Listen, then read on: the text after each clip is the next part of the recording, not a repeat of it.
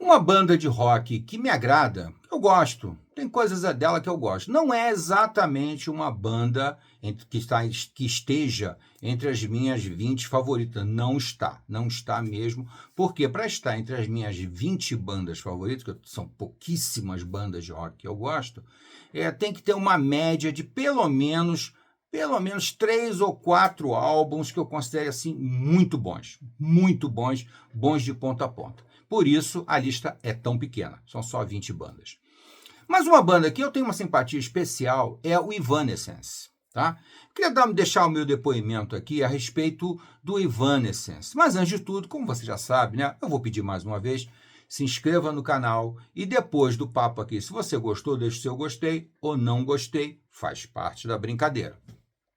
Então vamos falar um pouquinho de Evanescence, né? Primeira coisa, o destaque de Evanescence, a estrela do Evanescence, não resta dúvida, é a Amy Lee. Claro, a vocalista Amy Lee é uma vocalista muito acima da média, é uma vocalista que eu considero assim, uma das 5 melhores vozes femininas do mundo. Eu acho ela sensacional, realmente. Adoro a voz dela, o timbre de voz, a interpretação dela, apesar de que ela se mantém geralmente muito num estilo muito próprio, muito pessoal, não tem muita variação na maneira dela cantar. Inclusive, as composições dela já levam para esse caminho, essa coisa meio operística, né? Muito dramática, com muito eco, com muita profundidade, que tem um lado muito bom, mas por outro lado, às vezes se torna um pouco enjoativa, porque não sai daquele diapasão, daquele estilo melódico, né?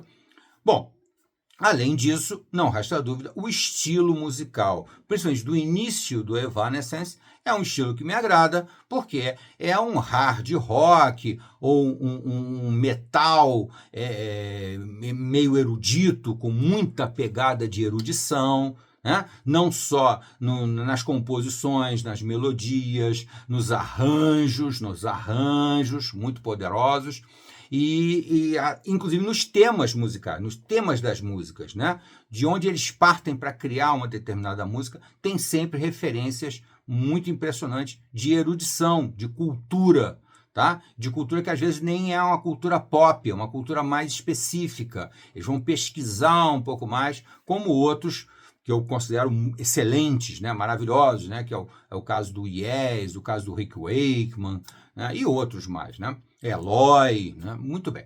Então, quando o Evanescence surgiu, ele era bem Evanescence. O que eu quero dizer com isso? Era uma banda, funcionava em conjunto, era um conjunto. A Amy Lee era uma parte desse conjunto. Então eles compuseram um primeiro álbum, que nunca saiu, na verdade, né? Chamado Origem, é chamado de Origem, e que tem músicas que eu considero excepcionais. Até hoje, para mim, talvez seja esse Origem o melhor álbum do Evanescence. Muita gente vai ficar, mas o Fallen e tal, até porque boa parte do repertório desse Origem foi transformado e usado no Fallen. Então existe uma simbiose muito grande entre esse Origem, que se eu não me engano é do ano 2000, e o Fallen, que saiu em 2003, tá?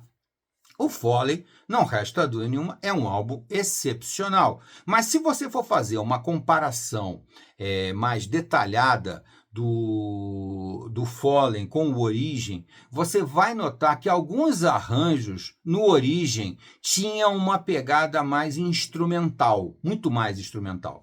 Quando eles vão para o Fallen, eles ficam mais vocalizados, ficam mais centrados na voz da Amy Lee. Tá? Eu entendo perfeitamente, foi uma estratégia de produção que quis pegar o que tinha de mais comercial na banda, o que poderia cair mais no gosto popular, que era a voz da Amy Lee. O restante, apesar de serem músicos talentosos, competentes, músicas bem caprichadas, criativas, interessantes, mas ainda assim não era tão comercial. A voz é muito mais comercial. Se você analisar tudo que existe de pop, de rock pop, né? Ou até de pop, que eu brinco com isso, né? Existe o pop e o rock. E entre eles tem o pop rock e o rock pop. Tá? O rock pop ele é mais próximo do rock, já o pop rock é mais próximo do pop. Por exemplo, Bon Jovi é um pop rock. Tá? Mas se você pegar já esse início do Evanescence, você vai sentir um rock pop.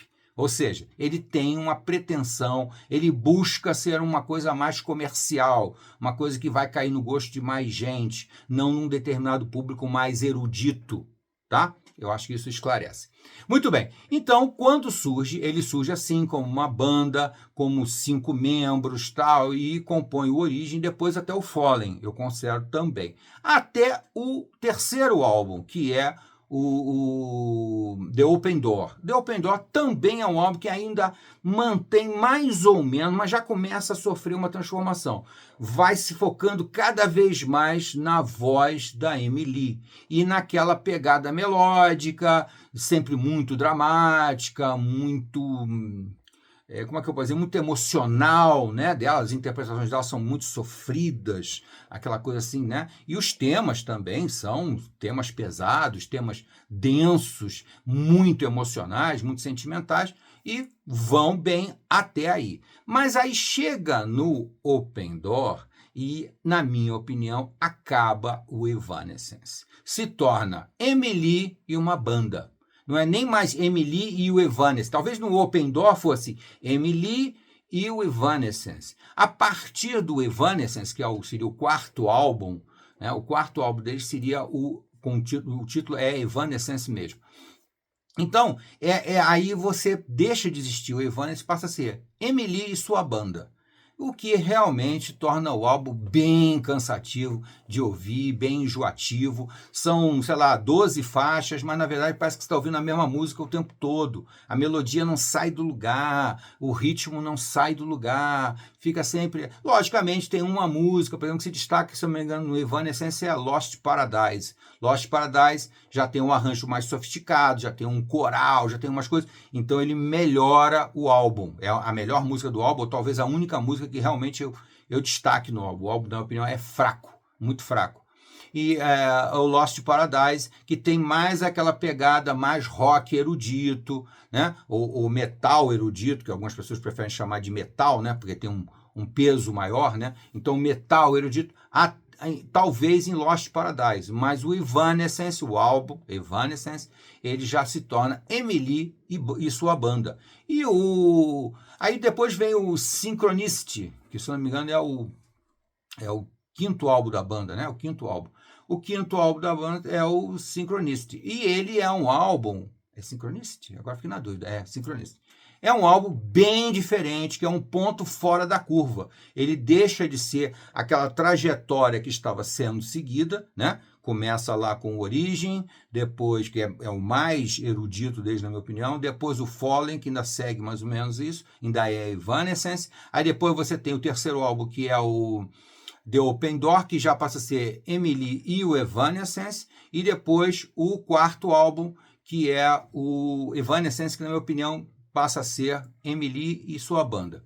E o quinto álbum, esse é o quarto, o quinto álbum aí é o Synchronicity, que tem uma pegada diferente, completamente diferente. Se torna um álbum bem erudito, mas muito erudito mesmo, porque ela reinterpreta, a maior parte das faixas são reinterpretações de músicas famosas dos álbuns anteriores, dos poucos álbuns anteriores, que venhamos e convenhamos, né? Porque antes eles tiveram o quê? 4 álbuns. 4 álbuns é muito pouco. E mesmo assim, em alguns álbuns, houve repetição de música, né? Então, e o Origem e o Fallen também são muito próximos, tem muitas músicas iguais. Quer dizer, é uma carreira muito pequena em termos de composição, em termos de discografia, né? É uma discografia muito pequena. E aí já no Synchronicity ela reinterpreta as músicas mais famosas dos álbuns anteriores com orquestra. Realmente fica uma pegada maravilhosa, eu gosto bastante dele, mas eu acho que ele passa a ser Emily, Evanescence e orquestra, tá? Mas é um bom álbum, vale a pena, melhor do que o Evanescence, bem, bem melhor. E o último álbum, que já não tem mais nada a ver com Evanescence, é Emily e banda, e com composições que não saem do mesmo lugar. eu nem lembro o nome desse último álbum, para ser sincero com vocês, que é do ano passado, eu acho, 2023. Eu não sei se é 21 ou se é 23, mas é um álbum relativamente novo, nós estamos em 24, então é um álbum relativamente novo e um álbum que eu considero muito fraco mesmo, não vale a pena.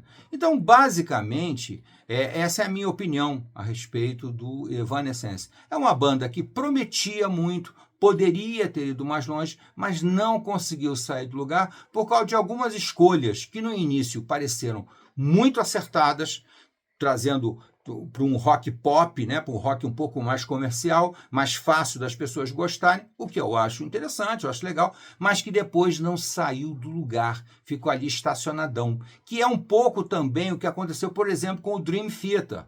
O Dream Theater, logicamente, com músicos mais talentosos, mais competentes, com maior formação musical, não resta dúvida, mas ainda assim o Dream Theater passa mais ou menos pelo mesmo drama, de ter surgido com uma proposta muito legal e depois não ter conseguido evoluir com essa proposta, ficando marcando passo naquela coisa do excesso de virtuosismo, né? O virtuosismo do Dream Theater é extraordinário, mas muito cansativo. A mesma coisa eu deixo aqui a respeito do Evanescence. Tá bom, gente? Fica aqui a minha opinião e deixa nos comentários a sua opinião. O que você acha do Evanescence? Você acha que ele evoluiu, melhorou muito? Você continua gostando do Evanescence como você chegou a gostar, talvez, no Fallen, que é o álbum mais famoso, que mais vendeu, o maior sucesso da banda até hoje, né?